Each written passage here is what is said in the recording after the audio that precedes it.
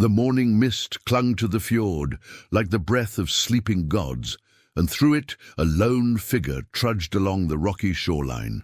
Bjorn Ironwill carried nothing but his father's worn battle-axe, a leather pouch containing dried fish, and the weight of his banishment from the village of Skalavik. The salt air stung his weathered face as he paused to look back one final time at the place he had called home for 32 winters. "You chose honor over wisdom, Bjorn," the Jarl's words echoed in his mind.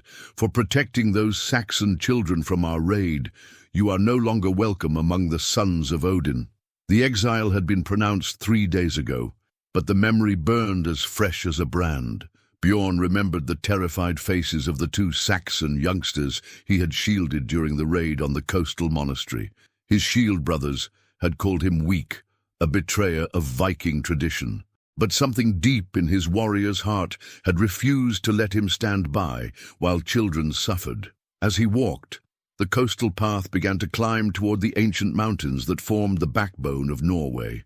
These peaks were older than memory, spoken of in hushed tones around winter fires. The elders claimed that in these heights dwelt creatures from the time before Christ followers came to their lands, beings of scale and flame that commanded both fear and respect. The autumn wind carried the scent of pine and something else, something wild and dangerous, that made Bjorn's battle-trained instincts sharpen. He had heard the stories, of course. Every Viking child knew the tales of the great serpents that nested in the high places, guarding treasures beyond imagination. But stories were for skalds and winter nights. A warrior dealt with steel and blood, not legends. By midday, the path had become treacherous, winding between towering cliff faces where eagles nested and the wind howled like the voices of the slain. Bjorn's boots found purchase on loose stone as he climbed higher, driven by a purpose he couldn't name.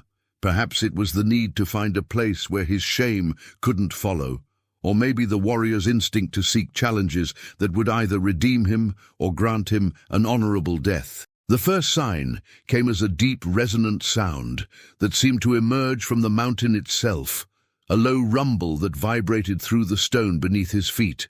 Bjorn froze, his hand moving instinctively to his axe handle. The sound came again, longer this time, and with it came a warmth that seemed impossible at this altitude, where snow already dusted the peaks.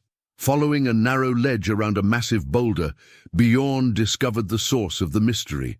Before him opened a vast cavern, its mouth easily large enough for 3 longships to sail through side by side. The warmth emanated from within, along with a golden glow that pulsed like a giant heartbeat. As his eyes adjusted to the dim light, Bjorn saw them. Dragons. But not the terrible monsters of legend bent on destruction. These were magnificent creatures in obvious distress. A massive female, her scales the deep blue-green of ocean depths, lay curled protectively around what appeared to be eggs the size of Viking shields. Her breathing was labored, and even from a distance Bjorn could see the fever-bright gleam in her ancient eyes. Smaller dragons, possibly her offspring from previous years, huddled nearby, their usually proud heads lowered in what could only be described as grief. The scene struck Bjorn with unexpected force. Here was a family in crisis, not unlike the human families he had protected throughout his warrior life. The mother dragon's protective posture around her unhatched young reminded him of his own mother, who had died defending their homestead while his father was away raiding. As he watched, transfixed, the great dragon's head turned toward him. Their eyes met across the cavern, hers ancient and knowing, his filled with the wonder of a mortal encountering the divine. For a long moment, neither moved. Then, to Bjorn's amazement, the dragon made no move to attack. Instead, she seemed to study him with an intelligence that was both alien and familiar. The reason for her distress became clear as Bjorn cautiously approached.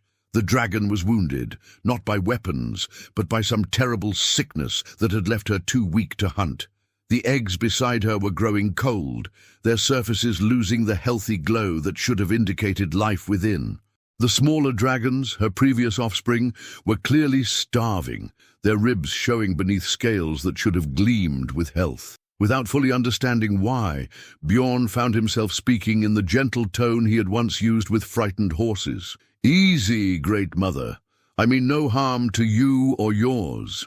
The dragon's massive head tilted slightly, as if she could understand his words. Her eyes, each larger than Bjorn's head, seemed to hold a wisdom accumulated over centuries. In their depths, he saw something that made his warrior's heart ache, the desperate love of a mother watching her children suffer. That night, Bjorn made a decision that would have seemed impossible just days before.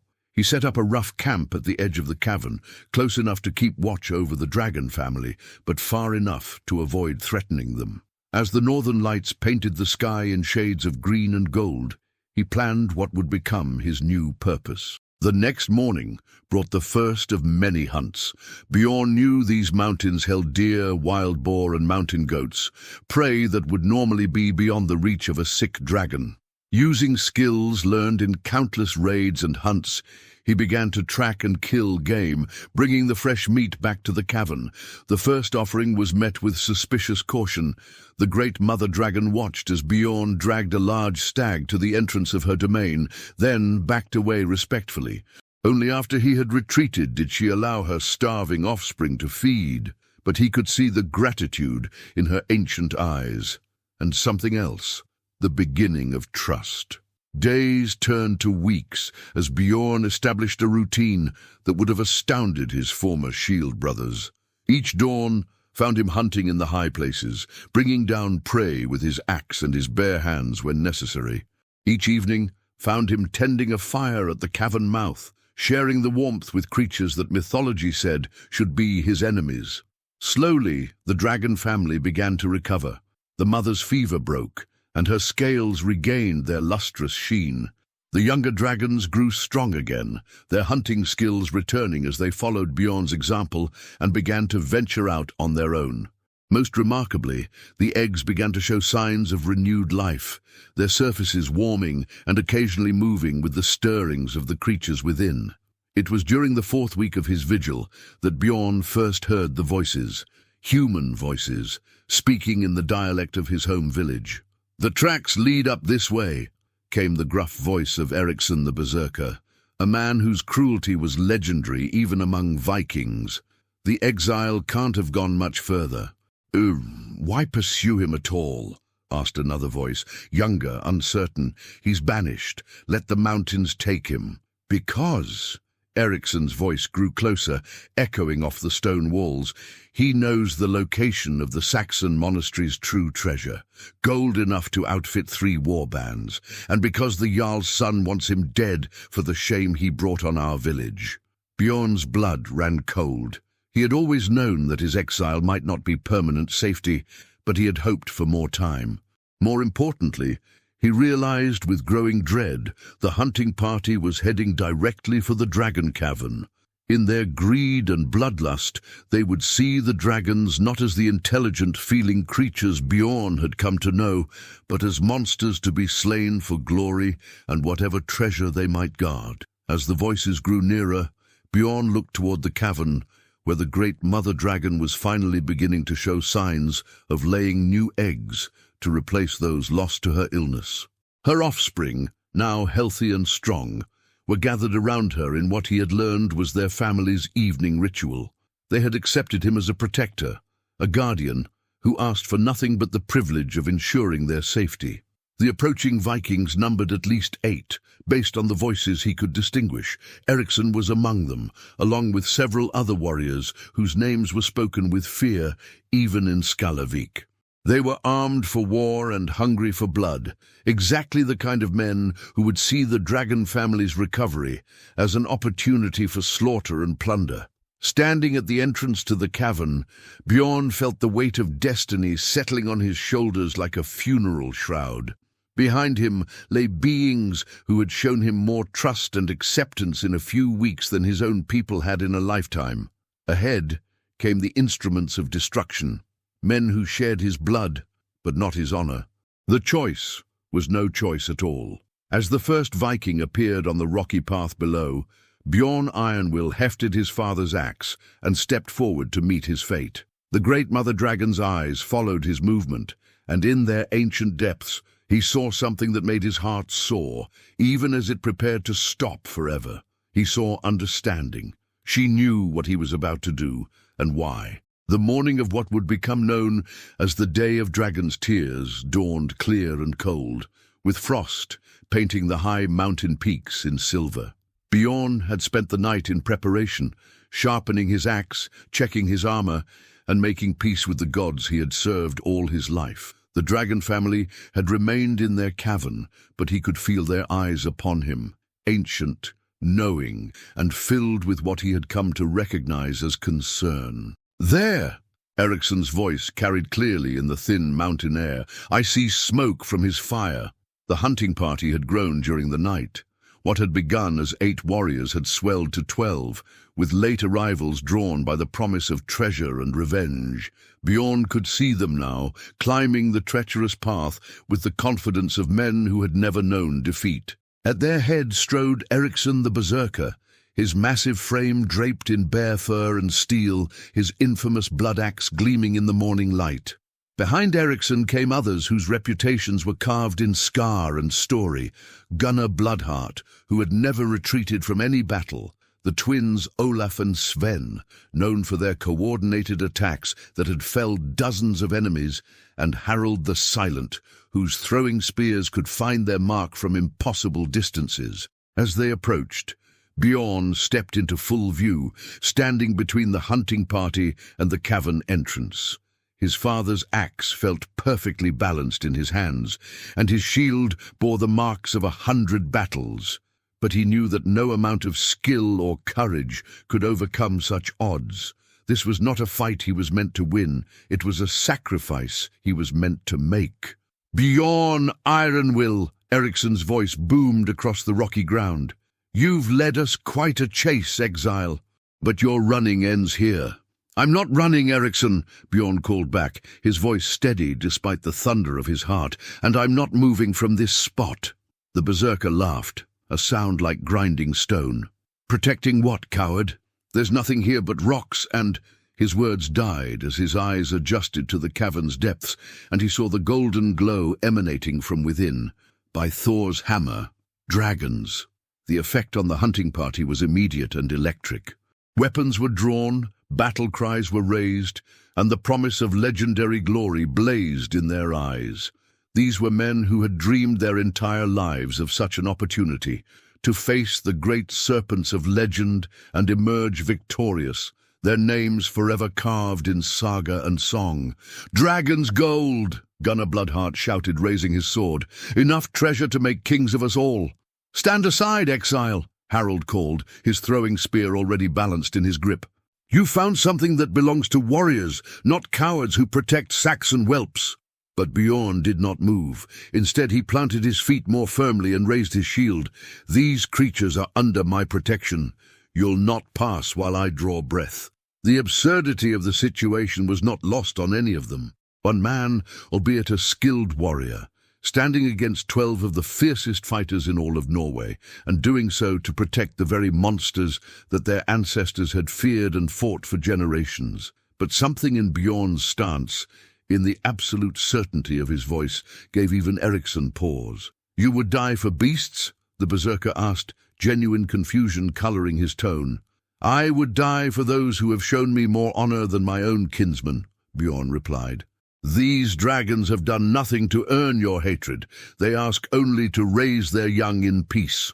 From within the cavern came a sound that stopped all conversation, a low, melodious note that seemed to vibrate through the very mountain. The great mother dragon had emerged into the light, her massive form moving with fluid grace despite her recent illness.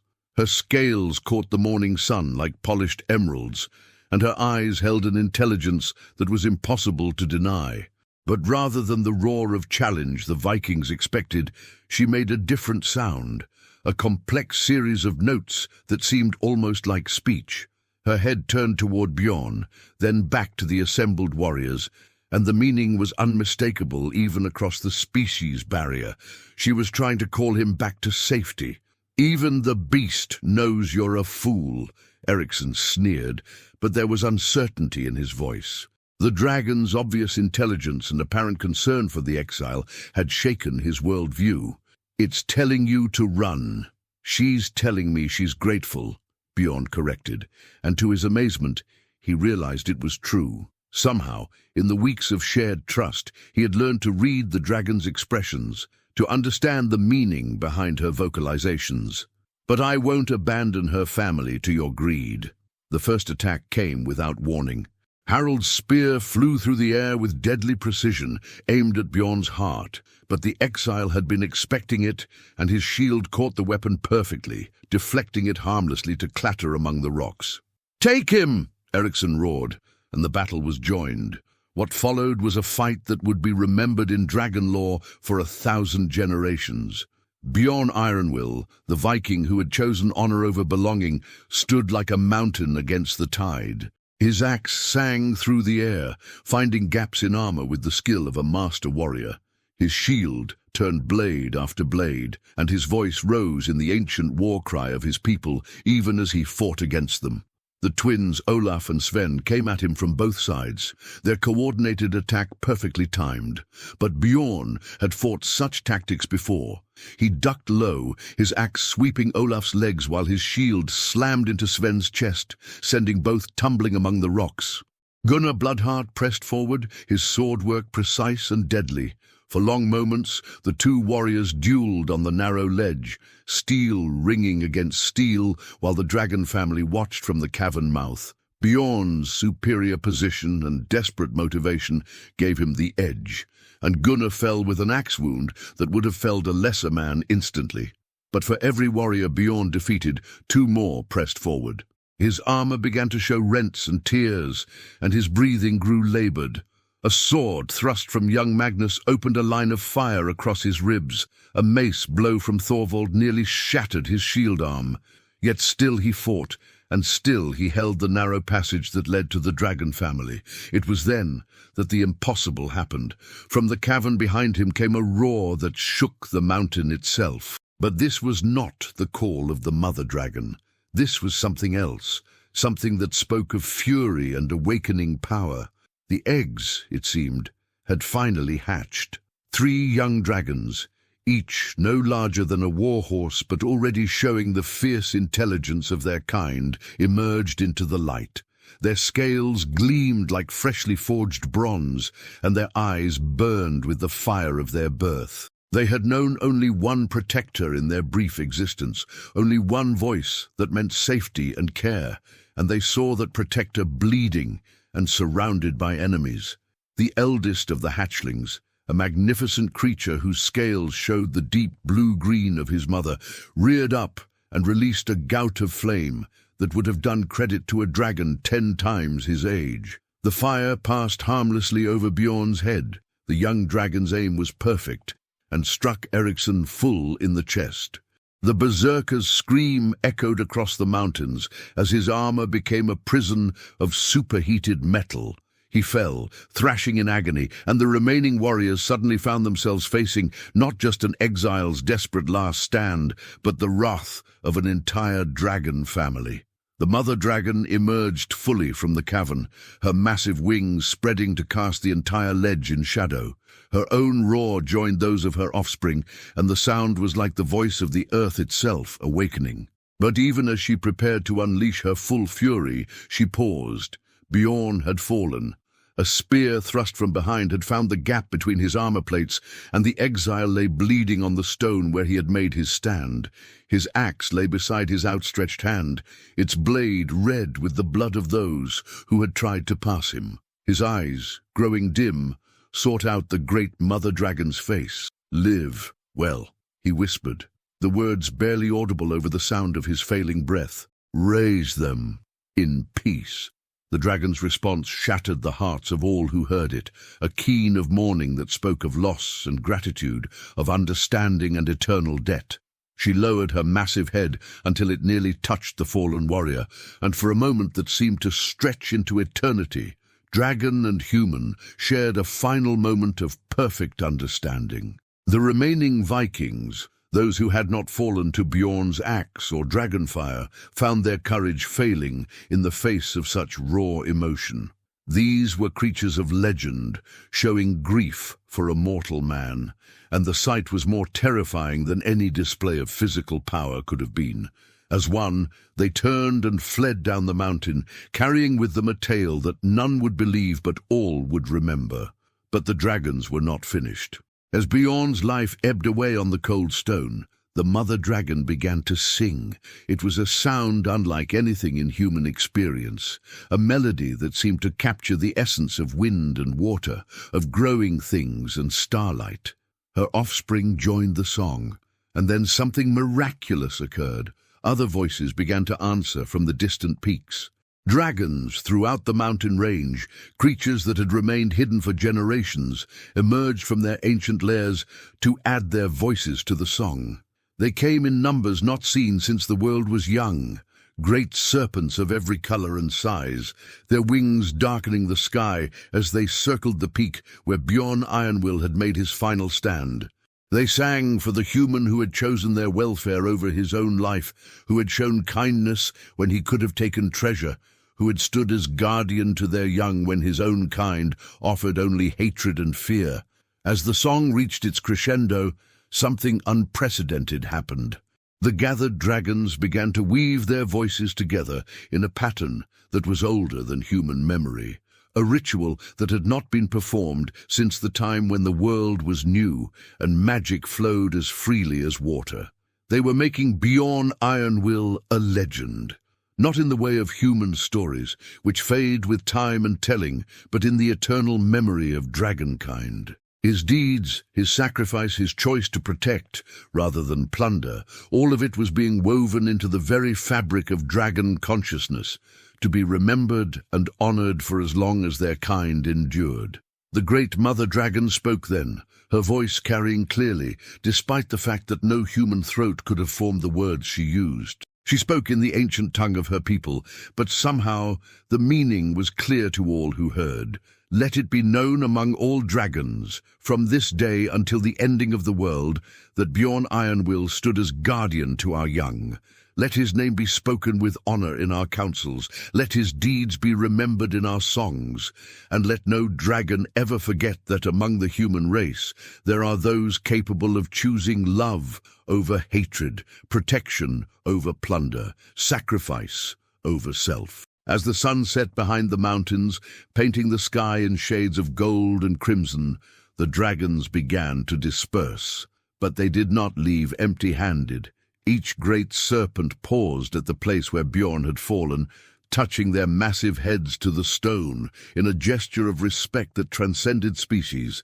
The last to leave was the mother dragon herself. She gathered her newly hatched young close, their small forms dwarfed by her massive wings, and looked one final time at the place where their protector had made his stand. Then, with a sound that might have been a promise or a prayer, she too took to the sky, carrying her family to safety in the high places where humans feared to tread. But the legend of Bjorn Ironwill had only just begun. 300 years later, the great hall of Jarl Roderick fell silent as the ancient skald raised his staff, signaling the beginning of the evening's tale. Outside, winter winds howled across the fjords of what would one day be called Iceland, but within the hall, the fire burned bright and warm, casting dancing shadows on the faces of warriors, women and children gathered to hear the old stories. Tonight, the skald intoned, his voice carrying the weight of centuries, I tell you the tale of Bjorn Ironwill, the Viking who became legend among dragons. A murmur ran through the assembled crowd. This was a story many had heard whispered in fragments, but few had heard told in full. The children leaned forward eagerly, while the warriors tried to look skeptical even as their eyes betrayed their interest. But grandfather, piped up a young voice from near the fire, dragons are just stories, aren't they? The old skald smiled, his weathered face creasing with something that might have been secret knowledge. Are they, young Astrid? Tell me then, why do the dragon ships of our people bear the heads of great serpents? Why do our warriors paint dragon scales on their shields? Why do our greatest heroes claim descent from the blood of dragons? The child had no answer, and the skald nodded sagely before continuing. 3 centuries ago, In the mountains that rise like the spines of sleeping giants above the eastern fjords, there lived creatures of scale and fire that were old when the world was young. And among these creatures there came to live a man whose name is still spoken with reverence in places where humans fear to tread. As the skald began the tale, his words carried to ears beyond the great hall. For in the rafters, almost invisible against the smoke-darkened wood, perched a creature no larger than a raven, but bearing scales that gleamed like polished bronze. Its ancient eyes held intelligence that spoke of heritage beyond human understanding, and as the story unfolded, those eyes glistened with what could only be tears.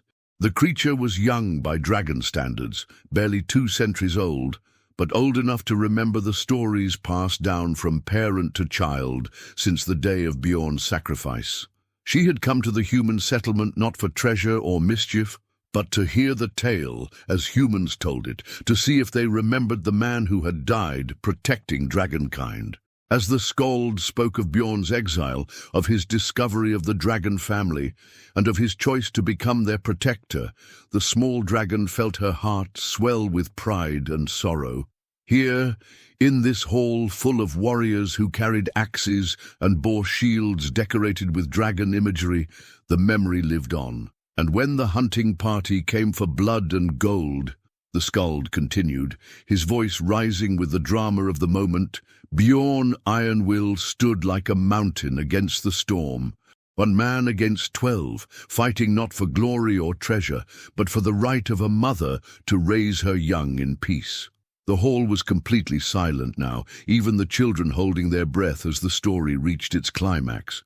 Warriors who had faced death in a dozen battles found themselves moved by the tale of a man who had chosen honor over survival. "They say," the skald whispered, his voice dropping so low that everyone had to strain to hear, "that on clear nights in the mountains you can still hear the dragons singing. A song of gratitude that will never end, a promise that as long as dragonkind endures, the name of Bjorn Ironwill will not be forgotten."